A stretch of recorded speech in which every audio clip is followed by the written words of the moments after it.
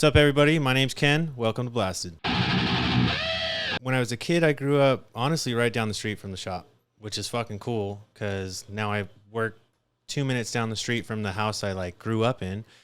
And then I lived in Van Nuys for a little bit, and then there was a period in my life where jumped around 7 places within 2 years, dude. And then I eventually ended in Granada Hills and stayed there for about 12 years. And then now I've been in North Hills for the last 6 or 7 years. So, and pretty much Central Valley for the most part. I grew up as a skater. You know, I grew up as a skater, and fuck, dude, you can keep me inside. You know, my mom would always get pissed because I'd be out way past the fucking the street lights going off. But the thing was, back in the day, dude, I tell my mom I'm going down the street. Fuck, dude, me and my friends would ride our skateboards halfway across the valley. You know, if my mom ever found out about that, she would have fucking lost it. You know, but it's just the fact that back in the day, dude, being a fucking boy in fucking 20 years ago, dude, you could literally do whatever the fuck you want. And being a skater kid, dude, you're jumping fences for schools. You're pretty much doing shit that you're not supposed to be doing. You know what I mean? And that was the most exciting part about it. So that pretty much got me into the mindset of I don't want to be the fucking book reader. I don't want to be the fucking, the cool kid. Oh, I mean the smart kid, but skateboarding, just the culture behind it, dude. You know, it's fucking, I wouldn't have asked for a different way to grow up, dude.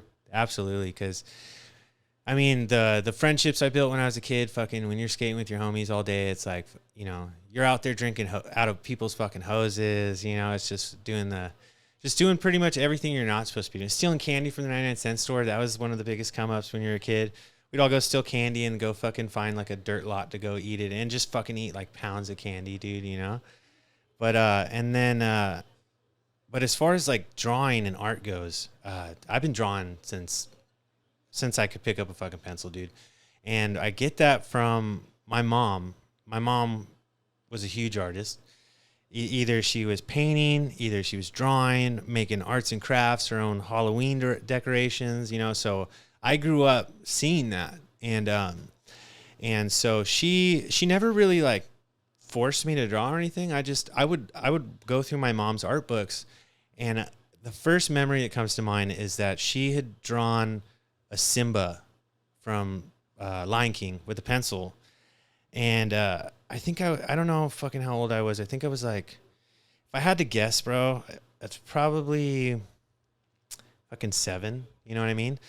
I tried to replicate it, you know, and for a fucking 7-year-old, I mean, I'm sure looking back at it, it probably was you know, but my mom was oh, you know, you need to draw, you know, you need to do something with this, you know. So my whole entire life, my mom has always pushed me to, you know, she said, Ken, you know, you have a gift, use it. You know, not a lot of people can do that. And then once I started going to school, and then I started realizing that this kid next to me can't even fucking draw stick figures, dude, you know? And I remember in 3rd grade, there was a drawing competition, and it was for the Scholastic Book Fair. And you had to get a poster and draw your favorite, cover of a book. And I drew Harry Potter and the Sorcerer's Stone. And I remember I fucking spent, it's the longest I ever spent on an art piece, you know? And I ended up fucking winning the competition out of the whole entire school. And so I got to stand up in this fucking ceremony we had and hold my fucking poster. But the thing is that the day that I was supposed to go hold my poster up, my mom took me out early from school in the morning. I'm like, what the hell's going on? You know, first of all, my mom never took me out of school early unless something was fucking wrong. She ended up taking me to Disneyland. So, I mean, I couldn't have been too mad about it. But so I didn't get to hold up the poster. But just the fact that I won the fucking contest, I was holy shit. You know, it's the first time in my life I fucking won something, dude. You know, I was I'm better than the kids in my grade at least, you know? And then from there, it was when I was a kid, I wanted to be, my dream was to be a cartoon artist, dude. Because, you know, you're a little kid, fucking Saturday morning cartoons, bro. I still watch fucking cartoons. I love cartoons, bro. And so my dream was to be a cartoon artist, you know? And, you know, so cartoons are something which is definitely defines my style. You'll see it in my style is that I can whip out a fucking cartoon like that, bro, you know? And then growing up older, being a skateboarder, you know, I was the only artistic one out of my friends, so like I would draw on everybody's grip tape and give them all fucking designs and shit like that. And then like growing older, I was like, you know what? Like cartoon artists, like I don't know how like realistic that is.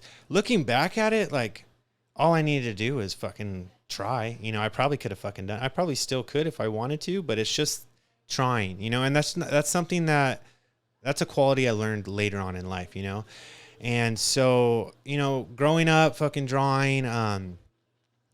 It was always on and off. Like so when I was a kid, it was obvious. Like me and my cousins, we used to make a comic book, dude. And I was the one who would draw everything. You know, we'd get papers and square out all the papers, and my fucking we would make like a storyline and shit like that. And we all had our own.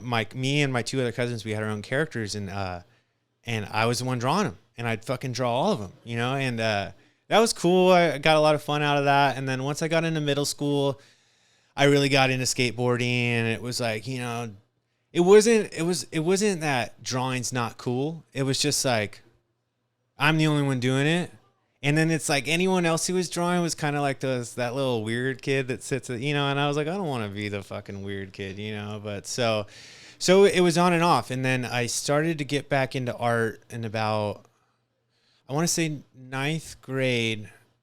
I had a friend who you know, saw me scribbling some drawings, and they had gotten me a black book for my birthday. And they were like, you need to draw, dude. And so I was like, okay, you know, and I drew for a little bit, and then I came across graffiti, you know, and growing up with a skateboarding background, being a delinquent, doing shit you're not supposed to do, there was nothing more exhilarating than fucking going hitting alleys on the way home and fucking tagging your shit, you know. Of course, my shit at first was just absolute garbage, bro, you know, but that didn't stop me from wanting to do it because I had a couple good friends that were like, they were pretty decent, dude, you know?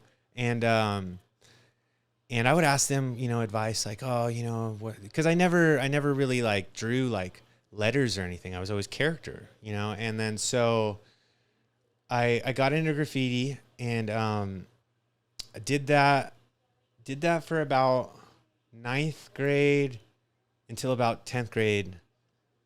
So I got kicked out of high school in 10th grade. And then I ended up going and I finished homeschooling, which was like the coolest thing fucking ever, you know, because you only have to go into fucking school 2 times a week for 1 hour, you know. And these packets that you would get, fucking, I'd literally just go wah, wah, wah, and fill them all out, you know, 20 minutes before school.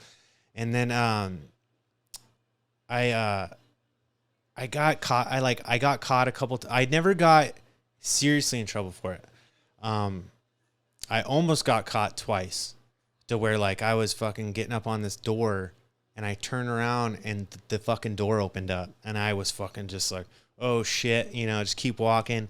One morning I was fucking, cause we used to go to like places where you just wouldn't get fucked with. You can spend all day there, you know, you kind of shake the nerves off and actually just spend some fucking time on it.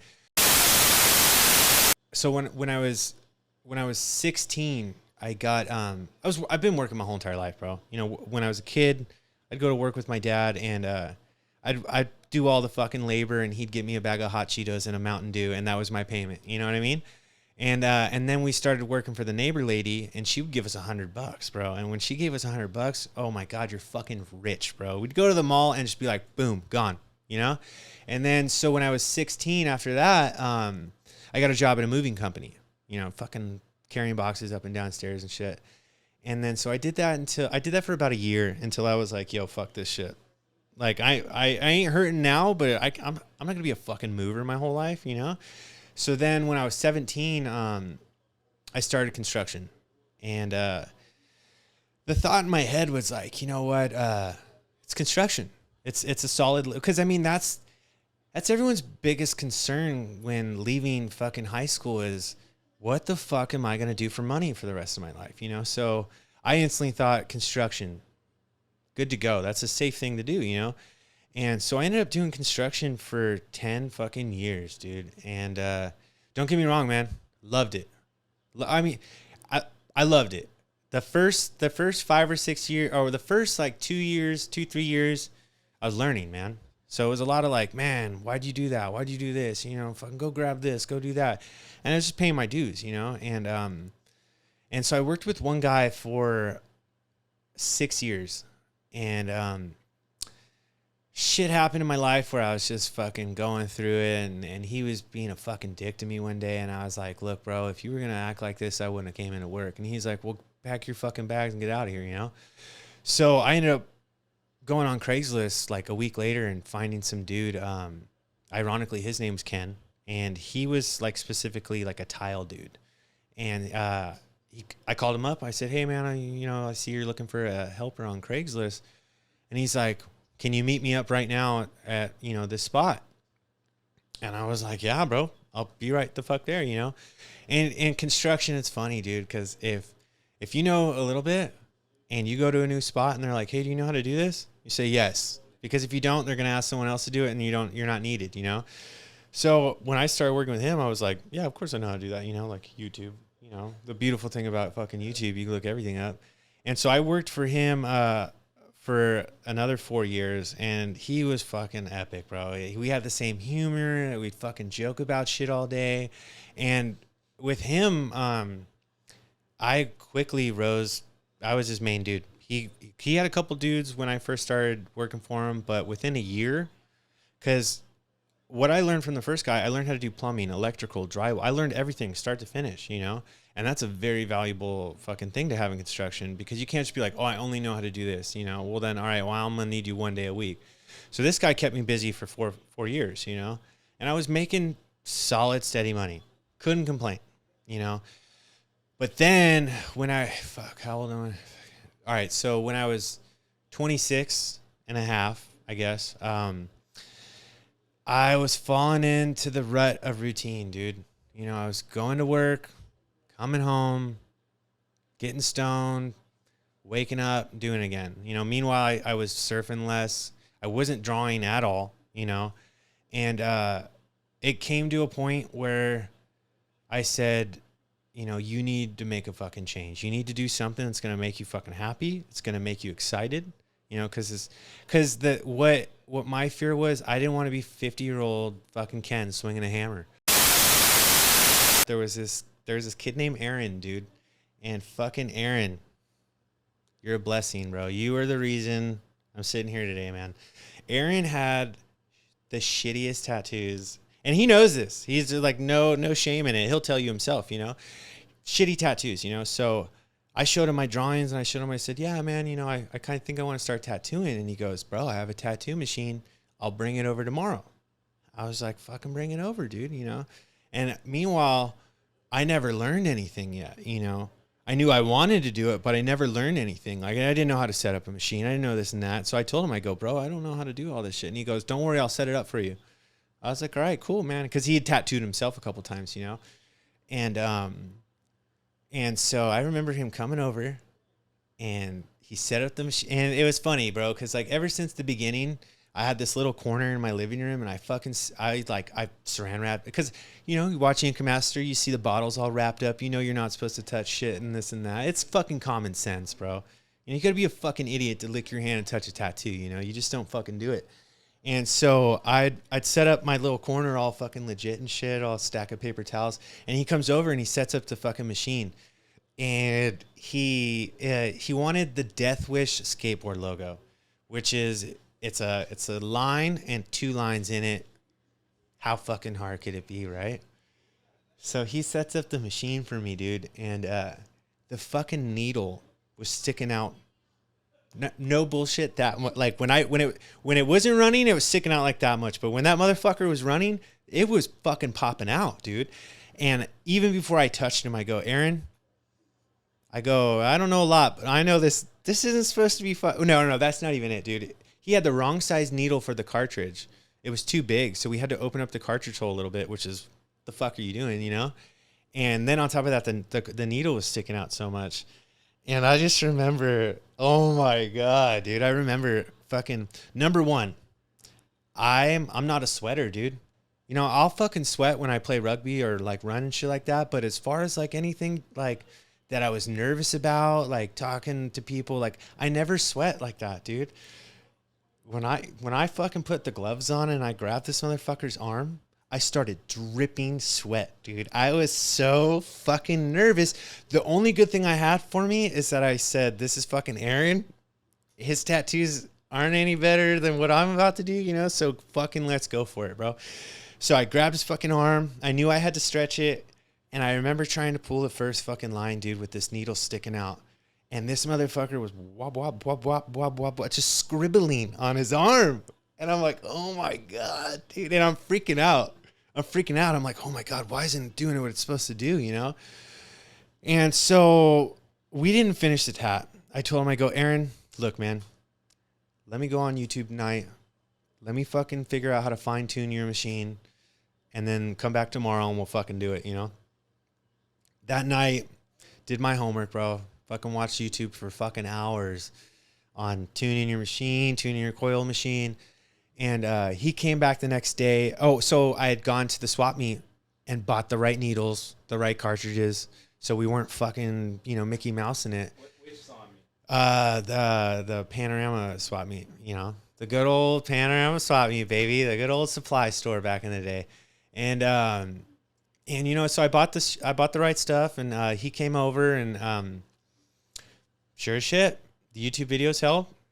Pulled a fucking line. It wasn't the fucking best line, but it was fucking leaps and bounds compared to the fucking shit I was doing the day before, dude. So I went over all my scribbles, and we made it a little bit bolder to kind of cover it, you know, and I did that, and fucking and then one of my roommates, Lance, was like, yo, dude, like fucking tattoo a Mickey Mouse on my leg. I go, okay, you know, it's Mickey Mouse. It's not the hardest thing in the world. So I fucking tattooed Mickey Mouse on his leg, and it fucking came out decent, dude. You know, I mean, there might have been a blowout here and there and not knowing what I'm doing, but it came out decent. And luckily with me and the rugby team and my skateboarding friends growing up and all the people I fucking smoked weed with, they find out you can do a Mickey Mouse tattoo, and they're like, yo, do this smiley face on me, do this character on me.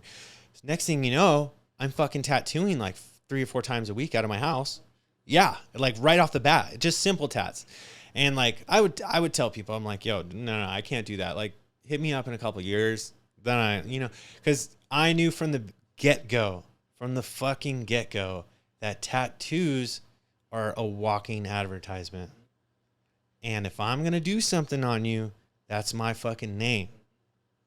So I'm not here fucking, oh, we'll just do this. And, you know, no, because he's going to show someone else and be like, damn, who the fuck did that on you, bro? You know? So always took it serious. And that's something I learned from construction, dude. You're going to do something, fucking do it right the first time. Well, guess what? In tattooing, there's only one time to do it. Instantly, right off the bat, I made an Instagram. I knew. I said, hey, I need to start fucking adding people I know, reach out from schools so they can hit me up and I can tattoo them, you know? So I started tattooing out of the house, and I was tattooing 3-4 times a week, man. And I'd gotten to the point where I'd done like 40 or 50 tattoos out of my house, you know? And I was getting the hang of it. I was starting to do color, starting to do larger pieces. Aaron, my boy Aaron, kept coming back to me and was getting bigger pieces from me and shit like that. Aaron was the reason that I was able to do like a new school shark, you know, like he was like, bro, just do it, you know? And in my head, the best thing that I had was, it's fucking Aaron, you know, he's got shit on him. Anything I'm going to do is going to be better than what he's done on himself, you know? And so I started the Instagram up, and someone fucking called the health department on me, dude. And it's fucking, so because I was still working construction. I'd go work construction, and I'd come home, and I'd have the homies come over, I'd tattoo them, you know? So I come home one day, and there's a notice on my fucking front door, you know, Department of fucking Health, this and that. My fucking heart sank, dude. I instantly fell into, I'm going to jail, bro. Well, at least I can fucking tattoo in jail, you know? I'm not going to be useless in there, you know? And my roommate was a salesman at the time, so it said, call this number, you know, whenever, tomorrow. So my fucking roommate calls him up, and he goes, He goes, yeah, what the fuck do you guys want? And he's like, oh, well, we just got tipped off that someone's tattooing out of the house. And he goes, tattooing? What? He goes, I can't even fucking draw a stick figure, dude. He goes, oh, well, is there any artists in the house? And he's like, no, dude. He's like I said, we all can't even draw stick figures, you know? And that fucking made me feel a lot better, you know? Because in the long run, I definitely freaked out at first. But, yeah. So it was coils. I was using a fucking big, hunky, fucking huge coil machine, dude, you know? And that's just how it was. It wasn't even pens yet. You know, the pens, when I started, the pens were like the janky shit you buy at the swap meet, you know? There wasn't no Bishop wands, you know? And so I was using the coil, and so I started 3.5 years ago is when I picked up the first coil machine and started fucking tattooing. And so when I was at my house, I went to the swap meet and I asked the dude, I said, hey man, you know, I showed him what I was using and he's like, damn, he's like, that's got some weight on it, you know? And it was this fucking like big old skull on the side of it, you know, super heavy, dude. And I ended up stripping that coil machine for parts for this other one I bought. But I told him, I said, hey man, like, what coil machine do you have that I can get that's going to be better than this? And he's going to hook it up with like a $40 coil machine, you know? And that one I still have to this day. It's in my box, dude. And that one was the workhorse, bro. That one was the one that I started to learn how to pull lines. Started to learn how to pack color with it, you know. And you know, it started with the coil, and then so, you know, started tattooing. Fucking jumped in the future about 4 months. It was my birthday, and 4 of my good friends, man, they all pitched in together and they got me a V6 Bishop rotary, and that was a fucking game changer for me, bro. You know, I was like, number one, it showed that my friends had faith in me, because I was doing all their tattoos, so they were like, hey, bro, stop using that thing, use this thing on us, you know. Adrian, Jacob, Brandon, and Garrett, dude. Fuck, love you guys, bro. And I remember the first time I used that machine, I started sweating balls, dude. I was like, holy fuck, you know, because I was like, this is like a legitimate fucking machine here, dude. And it still had the feel of a coil because you had to use the grips and the cartridges still. Or no, the grips and the needles, you know. And so I was using that thing, and it's just, you know, getting better. And so 5 months in, because during that time, if I even talk to you once at school, I'm shooting you a follow on my Instagram, because you're going to be like, who the fuck is this guy? Because at the time I was tattooing at the house, so I didn't have any pictures of me or my name on there, because I didn't want any fucking Karens or anybody out there to fucking rat on me, you know? So I came across my old pal Charlie from middle school, and I followed him, you know, and I knew in the back of my head, because Silos, I heard about Silos way back in the day because I used to hang out with Charlie every day, and I knew his brother was a tattoo artist, and so I added Charlie, and Charlie messaged me. He goes, "Who is this?" I go, "Charlie, it's fucking Ken, you know, what's up, bro? I'm fucking tattooing now, dude." And he's like, "Holy shit." You know, and the response I got a lot was a lot of people didn't know I could draw. Because like I said, I drew when I was a kid, and then I dropped it for a long time, and then I picked it back up, and like I said, it was the fucking fire. It was like, it fueled my fire, dude. It made me, because number one, I'm all about progression in anything I try to do, man.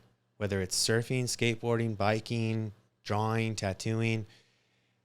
The key for me is to just constantly try to get better at it, you know? Because if you're not doing that, well, then what the fuck are you doing, dude? You're a floating duck in a pond. That's no way to live your life, you know? So, so he messaged me. He goes, you know, who is this? I go, Charlie, it's Ken. And he goes, dude, my brother owns a tattoo shop. And I go, oh shit. Oh yeah, that's right. And he goes, He goes, hey, I can probably get you an apprenticeship, dude. And I go, fucking let him know, man. Let him, ask him and see what he has to say. And meanwhile, like during the whole entire 5 months at my house, I was building a portfolio. I was building a drawing portfolio because I knew eventually I was going to build up to go into a shop. But my biggest fear was to get turned down. I didn't want to go into a shop and be like, hey, check out my work. And they're like, yo, you're fucking trash, dude. Get the fuck out of here. I would have been fucking mortified, bro. So that I knew, I was like, I'm going to fucking grind my ass off at home until I have some respectable work to show, until my shit's kind of like keeping up with some of these people I'm like looking up on Instagram. And, so he hits me up the next day and he goes, hey man, my brother said to come in tomorrow and bring your portfolio. I go, yeah, man, I can come after my construction job. I'll be there around like 5:30. So come the next day, dude. Fucking, oh my God, bro. Talk about being fucking nervous, dude. I mean, I had the portfolios. I knew I had someone on my side with Charlie being like, hey, this is my old buddy, he's not a piece of shit. And, I smoked cigarettes and dude, I fucking smoked 6 cigarettes on the way over here. Cause I was just like, oh my God, dude, this is it, bro. I might get rejected right now. Yeah. And, so I walked in here, Wildlife Tattoos, and goddamn, I was so nervous, bro. So nervous, dude. I was like, oh, hey, what's up, man? How you doing? And he goes, hey, how you going? Let me see your portfolios. So I showed him my work, and he's like, oh, okay. And I said, hey, man, here's, because I was printing out pictures of my tattoos and putting them in a binder so I can show people, hey, these are the ones I've done. So if you feel like you want me to tattoo you, I can tattoo you. And so he goes, when could you start? I go, bro, I'll start washing the windows right fucking now, dude. And he goes, okay. Well, he goes, wipe down all the mirrors, wipe down all the windows, sweep, this and that. And I did it. And I stayed here for the rest of the night, kind of just silent as shit because I didn't know anybody here at the time. And I just was drawing, But in my head, I was like, yo, you are part of the community now.